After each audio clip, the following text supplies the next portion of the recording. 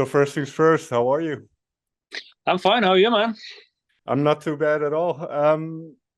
Where I want to start is obviously this cover album. It goes into a lot of the influences of the band. So I want to delve into your background, your musical background a little bit, if that's okay. Right. Now, do you remember the first metal song that you were obsessed with? I think it was We're Not Gonna Take It with Twisted Sister and or Stay Hungry. No, sorry. I Wanna Rock, but Hmm. from Stay Hungry, yeah. So I think those two were the ones that really got me going. What was it about this rock or heavy metal music that attracted you at a young age?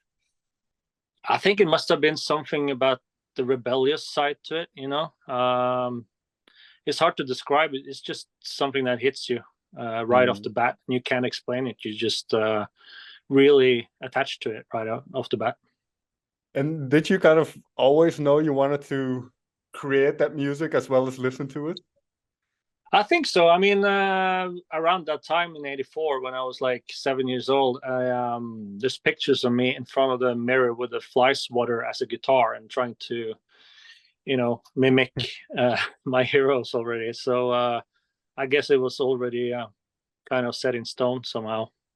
But this is interesting that you mentioned the year 1984 because I've went through the songs and there are three of them that are not from 1984 and then one from 1985. But was that kind of the in your eyes one of the best years in metal if you look if you look back? One of them. I mean, you can take pretty much any year from the '80s.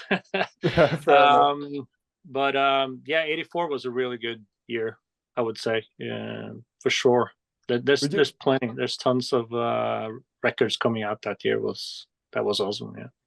but as you say, you were 7 years old, so the way you engaged with that type of music must have been different by the time you got older. So when did it become more serious in your mind? Well, it's I didn't start playing an instrument until 1991. Okay. I got pretty much thrown into it by a couple of friends of mine that had somewhat of a high school gig, and they suddenly needed someone to play bass. And I hadn't really touched the instrument before, but they were like, "Oh, we'll teach you. It's bass. It's four strings. You can just play the strings. It's rock and roll songs." And I was like, "Okay, cool." So from that go, it was yeah, never looked back really. Did you kind of enjoy it immediately, or what? Did you really have to suffer for it? If we Yeah, can. it was a bit weird because I don't really like to get told what to do since I was a kid. So have to muster up the patience to learn parts of the songs and all that stuff was a bit challenging, but I'm really glad I did now. So otherwise, history would have for me would have been different. Yeah. And I find it funny because Twisted Sister, we're not gonna take it, so you don't like people telling you what to do. So I like that. Yeah. What I find interesting, you mentioned early 90s is when you started picking up a guitar. And in Norway, that was early 90s was quite big in terms of the type of music that you make in terms of black metal and those kind of things. Did that at all influence you, or were you more influenced by what ended up on this album and kind of the more British, maybe? I think we in the early '90s or the late '80s, early '90s, we knew about bands, in the Norwegian scene, but we were kind of too young. Or at least I was Mm. too young to go to shows and stuff. And so I was more getting my news from a Swedish rock and roll radio station called Rockbox in the from the mid '80s to late '80s. So that's how I got my news and updates basically. And I always like was sitting ready to press the record button on the cassette deck, So I still have those tapes, and I play them from time to time just for you know nostalgic nostalgic reasons. Sure, but and this goes well into kind of the album as well. But what do you hear when you listen back to those old songs? But do you hear the kind of the time that it was recorded? Do you hear kind of the naivete of it almost, or what do you hear? Yeah, of course, and it had looking back, it has really shaped my musical taste. I remember especially that radio show, the DJ, he played everything from, hair metal to extreme music. So that was a good introduction to the variety that I like to this day. Yeah. Yeah, because if we take the first cover of the album, Black Metal by Venom, it is very raw and it is very unpolished in a way. So is that kind of what you liked about that music as well? Yeah, I think so, because the influences that we have in common are pretty much bands of this genre, from Venom and Bathory and Celtic Frost, and then you have the more melodic side with Deep Purple and Sure. and more 80s hard rock and metal. So when you fuse these things together, you can easily hear in our music. We have taken parts of each genre, so to speak. Yeah. This is funny that you say that, because I was doing some research about you and the band, and I was looking at this. I think it was called something like Behind the Player. It was something you did years and years ago. And you were talking about, as you were growing older, your musical horizon started to broaden in a sense. And I mean, we're not young anymore. So how broad has it become these days in terms of what you're interested in, what influences you? Yeah, I mean, it's broadened a lot since that Behind the Player time even. I remember back then I couldn't really stand jazz even, but now I've been starting, like, the last few years to listen to more like dark noir type of jazz and stuff like that. And I can listen to EDM, I can listen to trance, and then the next day I can go to really old school dirty death metal. It's so. I'm happy it's like that, because it broadens your horizon. Yeah, no, what I like about it as well is this mentality, or you can call it punk mentality, rock mentality, whatever you want to call it, but it kind of expands across genres. I think it's more an idea or more of a mindset rather than a genre or type of instrument that you use. So what do you like, or I should phrase it, what are you looking for these days in music? Pretty much like when I was a kid. I want something to hit me in one way or another. There was a time in when I was like 20 years ago or whatever. I was more analyzing music and what I was listening to, and then somehow that totally changed. Luckily, because now it's all about atmosphere and what either I like it or I don't, or it doesn't give me anything. That's not to say if a band or an artist is bad. It's just that it has to give me something, and that's where we're all different. And I think that's what's great about music and art in general. Yeah, and I assume this is also true then for the writing process, right? You're looking for something that excites you. Exactly, and it also has to kind of challenge ourselves when we start with a new song, and obviously try not to repeat ourselves or steal too much from ourselves. And that's very important. But after 30 years and so many songs and so many albums, it's you're bound to repeat some of your style, obviously. Even if you wanted to get away from it, which we don't, you can't. It's just the way it is. It's in your DNA. Yeah, I have a couple more questions about kind of songwriting these days that you do, but we'll get to that in the end. But there's a couple more questions about your background, because one thing that I find fascinating about kind of your era of musicians is there was no internet around. So if you wanted to learn the bass or learn the guitar, or you heard a solo that you wanted to play, you kind of really had to listen and figure it out. You couldn't just go on Google and find the answer. So what was that like, learning to play bass, learning to play guitar in that time?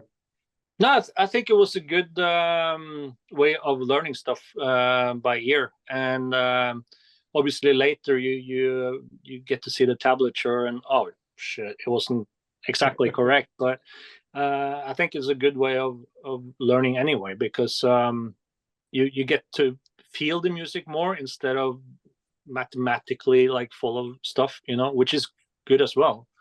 But to me, feeling trumps pretty much everything else. some totally self-learned, and I think that has helped me and the other guys as well, to not be in a certain box, if for the lack of a better word. And so yeah, that's how we've always done it, go by feeling and atmosphere. That's what we have always looked at black metal as. It's all about atmosphere, and there are no rules. There's certain how should I say, like framework to work within, but it's all about breaking the rules. How do you find the balance then between, because this is also I think in metal an interesting topic, between the balance between technical skill and as you say, kind of creating emotion and a feeling?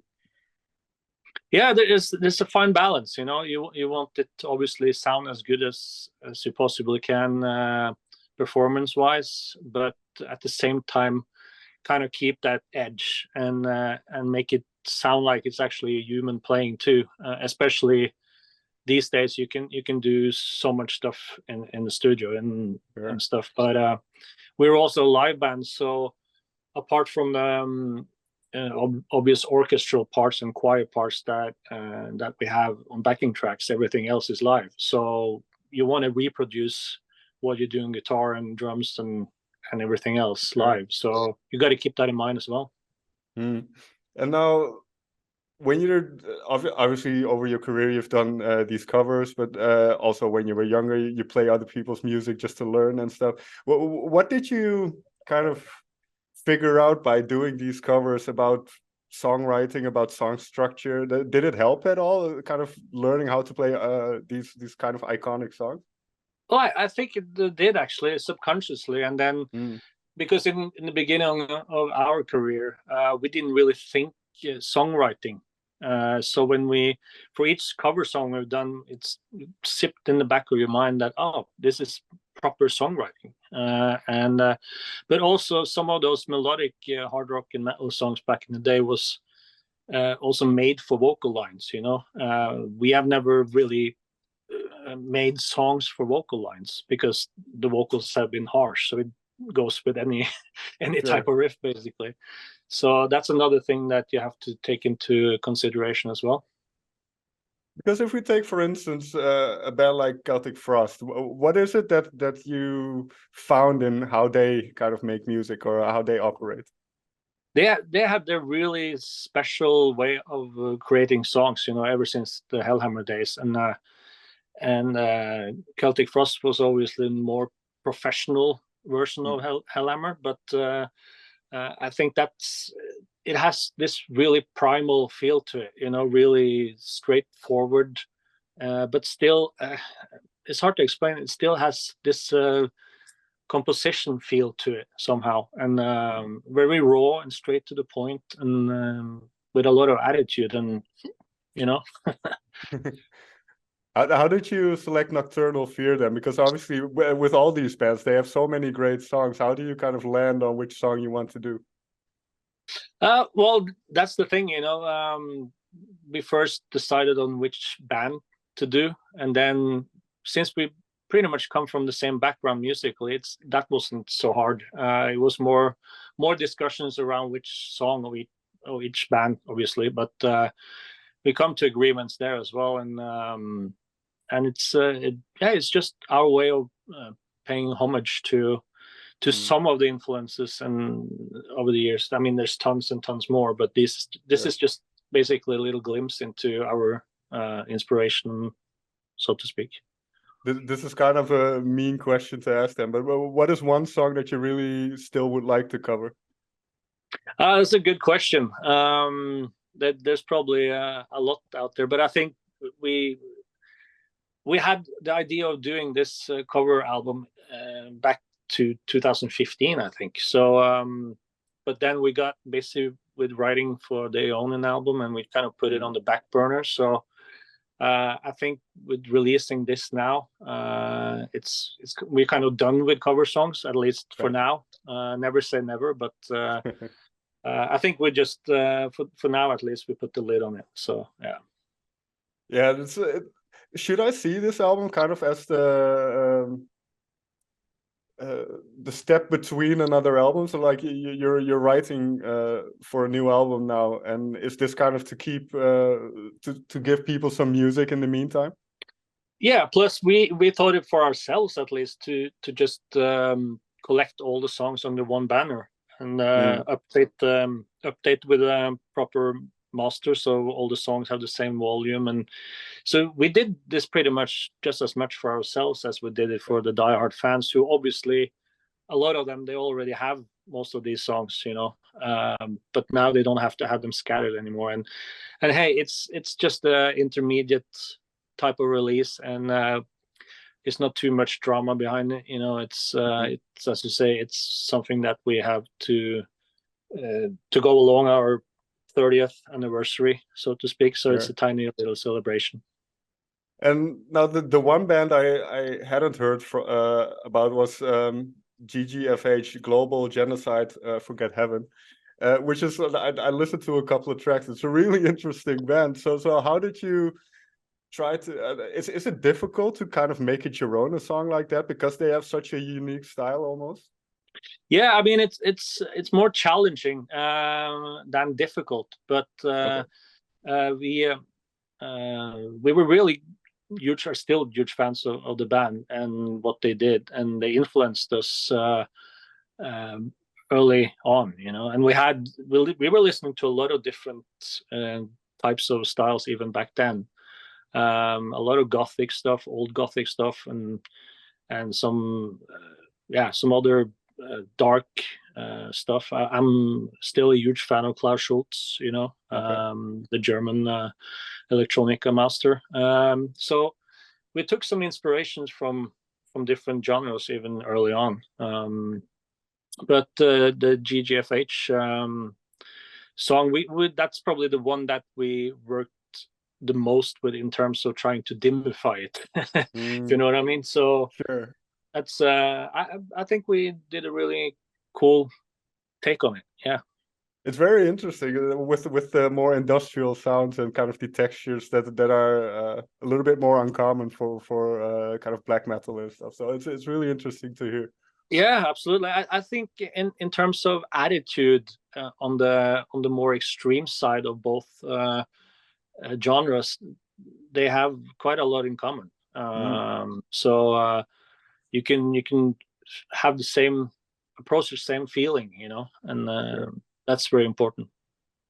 Yeah, and we mentioned kind of you're as a band are writing music for what will become the next album. And now you mentioned that it's especially after 30 years of making music, it's difficult not to repeat yourself. Does it help having somebody like Victor join the band and kind of giving new life to some of the songwriting? Yeah, it's always good to have new blood in the band. You get a different perspective, and he's also a really great guitar player. So there's no shortage of riff ideas, and so yeah, it's really helpful to have different people in the band and has a little bit of different backgrounds and see things from different perspectives, so you can par with them, and you know, that's been really good. Yeah. Is there one band or musician that you really like that the rest of the band really can't stand? No, I think we always kept it somewhat civil about stuff, you know. So of course we have our differences in musical tastes as well, which is great because it calls for a lot more variety when we write songs, and we see it different, you know, in one riff, and then there's 3-4 people seeing it different. So that's mostly good. With what you are writing now, and you don't have to kind of explain what you're doing, obviously, but what are you noticing about where the songs are headed? What are you noticing about where your own mind is at in terms of songwriting and the type of songs that you are looking for? Well, it can be structure of what I feel like is half a song, or it could be just a theme that we elaborate together, or the other guys come with some ideas, and we send back and forth, which is the good thing about internet, obviously. And then we get together when we feel like we have enough meat on the bone, and then we work it out from there, basically. And then we kind of finalize some kind of structure, and we just build layers on top of that once we have the guitars and drums mostly finished for the song structure, and then things is being added on, and then we take a seat back and then pick it back up maybe a few weeks or months later, and then that's when the producing part in our brains kick in, and we take away usually layers, or we could add some if we feel like, oh, we need something more here or whatever. So it's a really long process, and maybe it shouldn't be that long, but that's how we work, and that's how it's been now for the last few albums. So yeah. Well, the thing that kind of pops into my mind is that I remember that you in somewhere in the past you said this never was a commercial thing. You make music because you like making music and all that stuff. So with I mean, Ionian came out in 2018, and then Abracadabra was in 2010. So those are significant gaps. What is it like dealing kind of with fan expectations? Because obviously fans who like the band, they want you to bring out more music. So how do you kind of balance that? Well, it could have been fairly easy to do Enthroned Darkness Triumphant Part 2, and we could have done albums like that every third year or second year, you know. But to be honest, what would be the point in that, to have an album almost identical to what some fans classify as a classic, you know? So that would be the easy way out and the path of least resistance. Right. And that would also, in my eyes, be a selling out point, because you would do something that's fairly or less challenging and cash in on that, you know? So, but that's not how we have worked ever. We never compromised, and we always take the time we feel is needed to finish an album. If it takes 8 years as it did now, it shouldn't have done that, obviously, but it is what it is, and an album is finished when it's finished. So is that the mindset with the new songs as well, that you have no timeline, you just it comes together when it does? Sort of a timeline. I think that's good, but it shouldn't be set in stone. But I think it's good to have a time frame to work towards when you, at least when you start getting 6, 7, 8 songs as we're up in now, and demoed with vocals and all that stuff, and the process has been we picked up the process now, so it's looking good. Yeah. Okay, that sounds it's great. Sounding good, I should say. One last question, and I'm going back to that behind the player thing, because when you guys were talking about growing older and that stuff, Galder said aging is the worst enemy to metal, and I found that very interesting and funny. So with a bit of separation between the person you were then and now, how do you feel about that? Is aging difficult with metal? Well, that was the classic quote from Mr. Galder again, obviously. Straight from the hip. No, it's I know it was more joking, but yeah, but there's some truth to it, you know. Nice. If you think you're old, and it's like Lemmy said, if you think you're too old to rock and roll, then you are. So it's all about having the right mindset, and then again, I just look at age as a number, basically, you know. And in my head, I'm still 16, 17, 18 years old, you know. But although my bones have always been old, but you know, my head is still young. Your mind is still young. That's excellent to hear. May I thank you so much for taking the time to talk with me. Hey, thank you. Thanks a lot. Appreciate it.